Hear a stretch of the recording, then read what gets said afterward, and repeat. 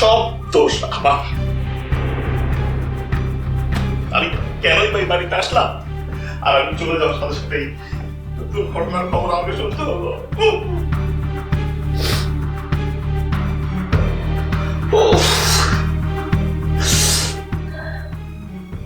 নিজে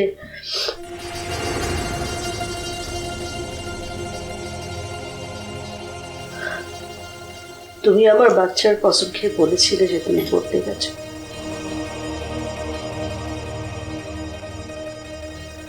ভালো হয়ে গেছো।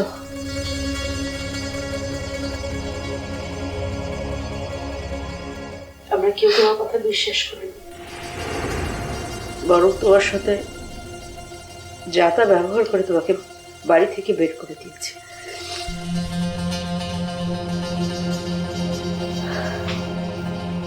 তোমার নিজের অজান্তে তুমি যদি কোনো বদদোয়া দিয়ে থাকো তাহলে তুমি সেটা তুলে নাও। আমি তোমার কাছে ক্ষমা চাচ্ছি। ছি ছি ছি ভাবি, তুমি এসব কি কথা বলছো? আর আমি কেন বদদোয়া দিব? কাকে বদদোয়া দিব? আমার ভাতিজাকে, আমার রক্তকে, আমার চাচ্চুকে? ভাবি আমি তোমাকে বলি, আমি কিচ্ছু মনে করি, আমি কোনো কিছু মনে করিনি। যদি সম্ভব হতো আমার জীবনটা বাজি রেখে, আমার জীবনটা দিয়ে হলো আমি আমার ভাতিজার জীবনটা ফিরিয়ে আনতাম।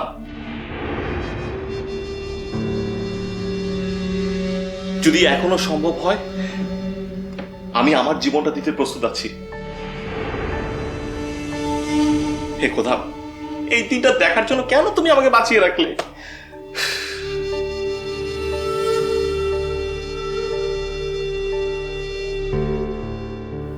যা হওয়ার হয়ে গেছে নিজে।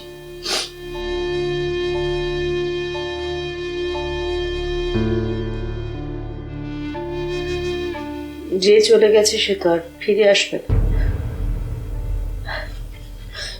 কিন্তু আমি আমার ভুল শুধরাতে চাই।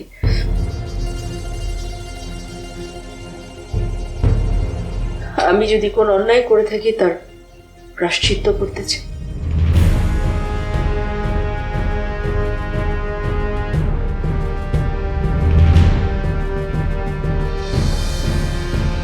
ভাবি তুমি এসব কি বলছো?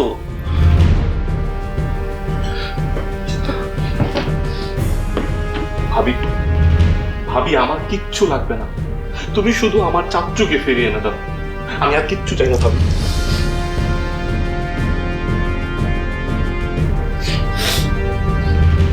নিজে আমি আসলে দুটা কারণে তোমাকে এখানে ডেকে পাঠিয়েছি।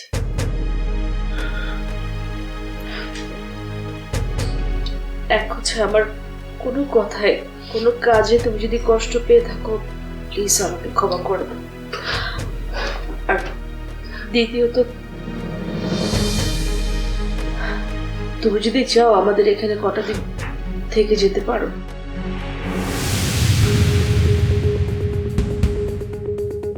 আরেকটা কথা আমি ক্লিয়ারলি তোকে বলে রাখছি, এখানে তুই আসবি, ভাবি তোকে কি বলে চুপ করে সব শুনবি, তারপর সুন্দর করে তুই এই বাসা থেকে চলে যাবি। তোর ভাবি যদি এই বাড়িতে থাকতেও তোকে বলে, কিন্তু কোনোভাবে রাজি হবে না। বুঝতে পারছিস আমার কথা? ক্লিয়ার?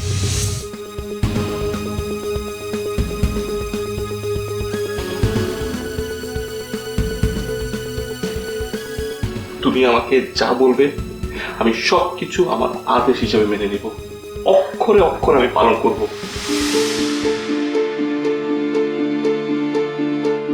ভাবি তুমি আমার মুরব্বি, আমার বড় বোনের থেকে অনেক কিছু, অনেক বেশি। আমি তোমাকে এই অবস্থায় রেখে কোথাও যাব না, আমি পালাবো না ভাবি। আমি বললাম, কথা দিলাম, আমি কোথাও পালাবো না, আমি এখানে থাকবো তোমার পাশে।